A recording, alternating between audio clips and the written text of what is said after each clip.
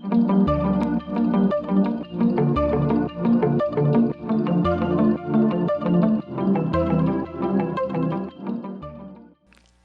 everyone, and welcome back to Bridging Hearts, episode 4.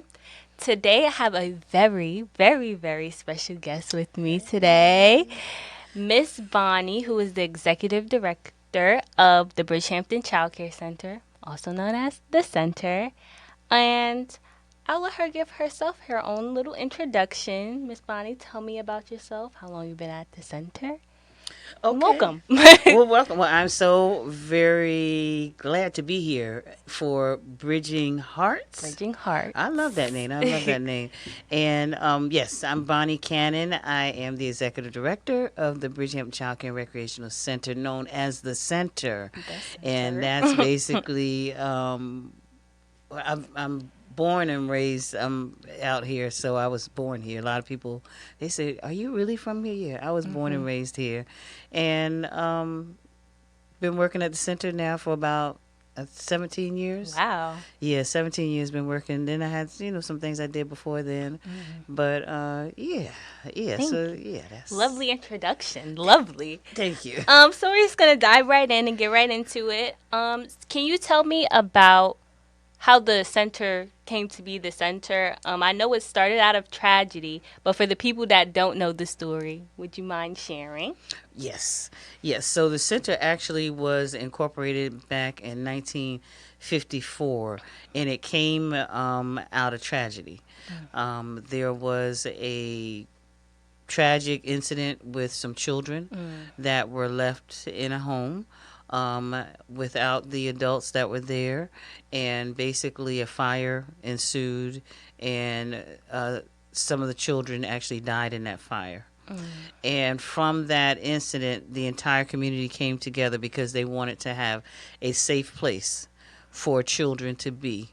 And it actually was a doctor who donated the 6 acres of land that we have there now, and it was a old house and a barn, they tell me, back in the 45 Oh, wow. and 46 or something like that. So it was a very old home that was donated along with the land. And from that they incorporated the center in 1954. And again, it was to forever be a safe place for children and families of migrant workers in the underserved community. And it's been that for the past 70 plus years. Wow. That's definitely a blessing. Like, Yeah. for something that started off so sad and so very somber, for it to become what it is today, is very beautiful. So how do you think this center contributes to the overall well-being of the community? Because you guys do more than just serve the kids. You guys do a whole lot for the community in itself.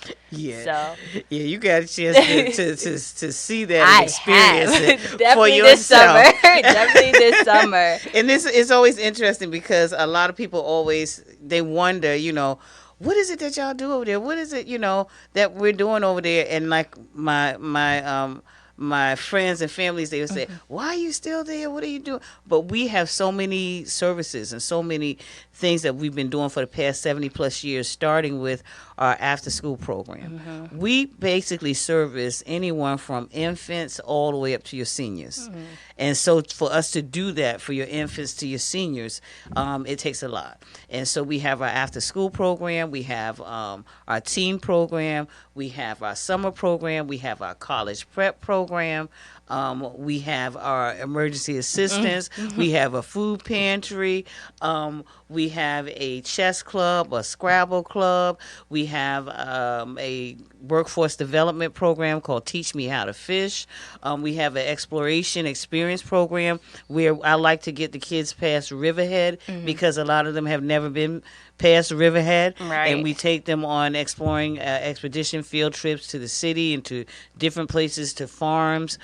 We have a nutrition and health program, a soul garden program. We have a Wow. recreational program. Then we have this Thinking Forward lecture series, which is something where we want to educate the community, which consists of equality in the Hamptons. It consists of the politics of it all.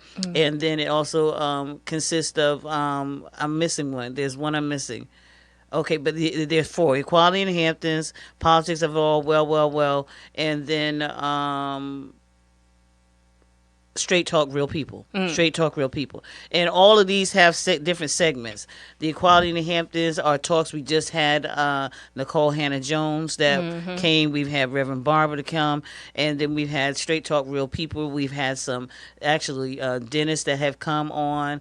We've had Misty Copeland to come. I mean, then we have the politics of it all. We've had our legislators to come, Bridget Fleming, Fred Thiel, to come and speak to us. And then you have the Straight Talk Real People. We've had people like Susan Taylor, Ambassador Susan Johnson Cook. I mean, we've been doing this, for years. And then we have our community programs where we actually have Bridgehampton Day.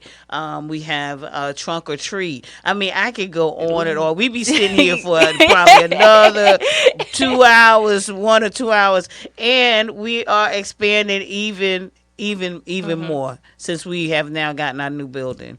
So, you name it. It's a lot. Pretty much what I got from that is if you're not taking advantage of what the center has to offer, what are you doing? Like, that's it. What are you doing? Because there were things that were mentioned that I didn't even know that you guys offered. But like I said, that is a blessing, especially for, the community that the center is in. It's a lot of minorities there that parents, don't take advantage of their kids doing this. Right. But having the center there, like, kids have endless opportunities. Not even just the kids, but people in general, the community in general, endless opportunities that I think everyone should take advantage of. And if you don't listen to me, listen to Miss Bonnie. Okay? Yeah, I forgot E&L classes. We got E&L classes. I mean, we got everything. Got everything. We got everything. I'm telling you. We really do. So, you did mention, like, the new building and everything, and the center is changing. How is the center changing with the time? Since you started to now, how has it changed over time? Okay, well, let's look at the numbers. When I first came, I think the center had a budget of about $200,000, and now we have a budget close to about $1.8 million. So that tells you how much that we have expanded. We now have more professionals. Our teachers, we have social workers on staff, we have life coaches on staff.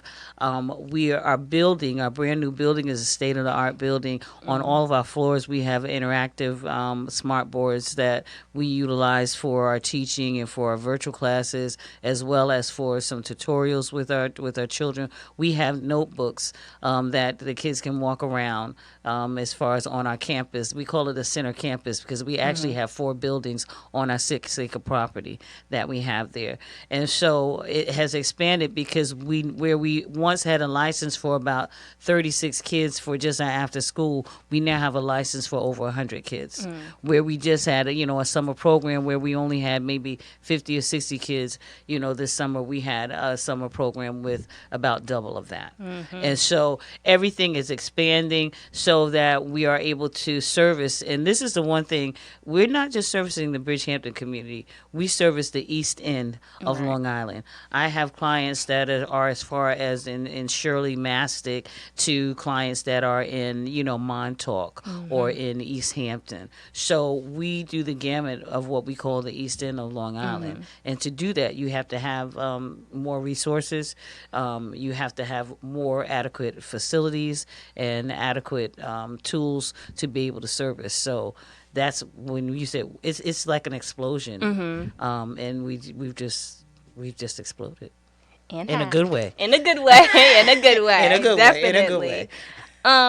So how do you ensure that the center's values and impact extend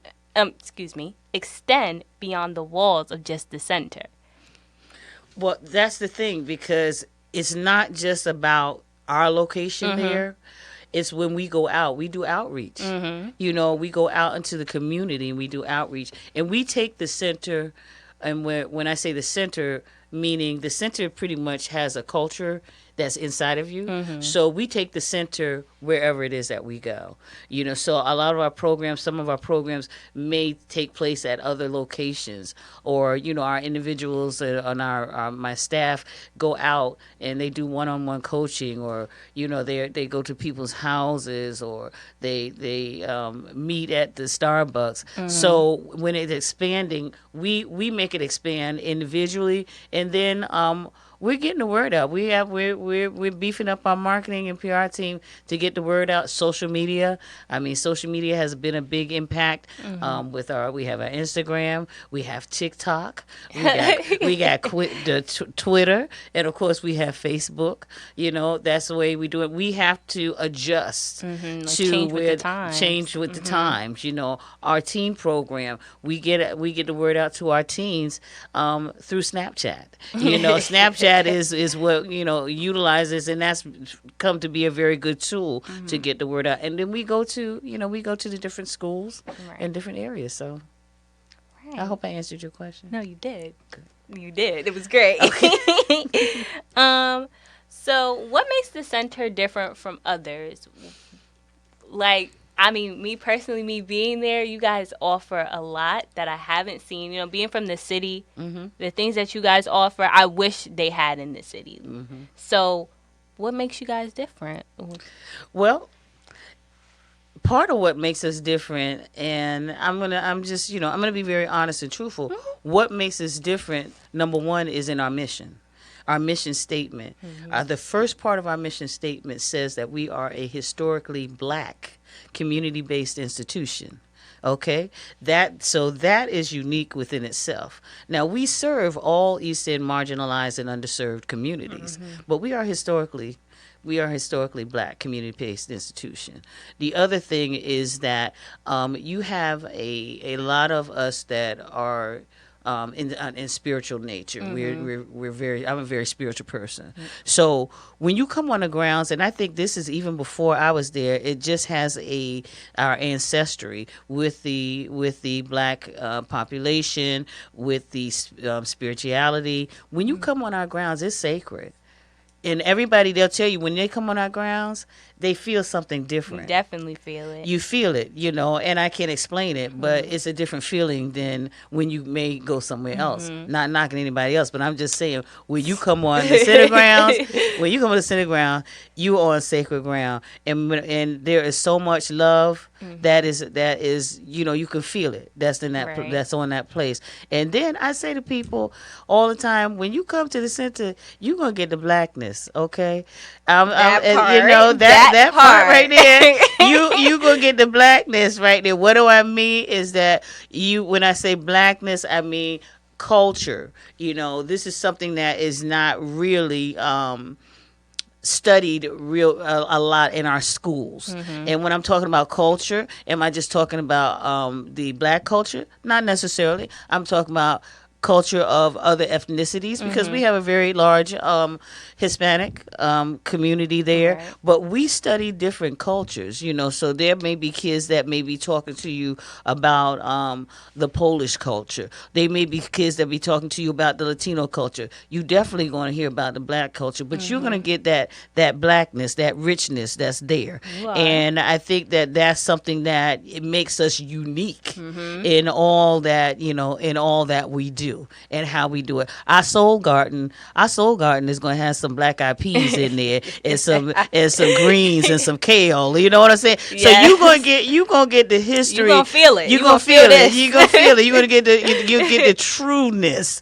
And I think that is that makes us different. And then the love, the sacredness of the land that you're on, the sacredness of the people that you're on, because what also instills in people is we instill in people are the richness of our heritage. So we have some of our teachers and staff that are 90 years old, 80 years old, all the way down to staff that may be in their 20s. And it's important that you have that richness across the That age, range. that the age barriers as well, because they instill and pour into, Mm-hmm. all that, come to the center. And this is my last and final question. You've been great. This has been great. Very informational. Like has probably been my favorite episode. I'm not gonna lie. But last one. Do you have any? How do I word this? Do you have any key moments that you've been at the center that just stick out to you? Anytime you think about it, it's just like, wow. Or favorite moments. But I don't like saying favorite, so I'll say key. No, okay. Let me think about that, because there are so many moments at the center. I have had several people to say to me, "You should write a book," or I think you should write a book. some Me folks that personally. said to me, the center should just be a program in itself. You know how they do that Abbott Elementary? Well, the center there's a whole program that we have right there. But special moments that I remember was, well, the one moment that just happened, this past weekend was phenomenal. was. When Governor Hochul came to the center to do our official ribbon cutting. Yes, that was beautiful. I don't know. Listen, I drove up to that driveway. I got scared. I saw all of these big trucks with the dishes. Yes, I was like, whoa, okay. I was like, you guys are for real. This is for real, for real. I was like, okay. And the security and all this, they came in with the production and just to know that we were, on her schedule, and she made the time to come out to see us. That is a moment that I will never forget in my entire life, because what it did was it confirmed from her speech, it confirmed that all that we have done and all that we're doing now is that our eye and our focus is in the right place. Yeah. I mean, she talked about affordable housing, and that's something that, I deal with a lot by being the chair of the town of Southampton Housing Authority. And she talked about the wealth equity gap between the underserved and the marginalized, or should I say the black and brown folks versus the other people, and how we need to decrease the gap. And that talks all into my Teach Me How to Fish. Yeah. That's all there. Teach Me How to Fish. She talked about education. She talked about the importance of child care. You know what I'm talking about? She talked about the health and wellness. These are all things that are all part of the programs that we have, at the center. And I was like, this is confirmation. Right. This is confirmation that everything that we are doing now and that we have been doing in the past is so correct. It's so right on line. Needed. It's so needed. It's so correct. And so for me, that was like a great moment that I will never forget.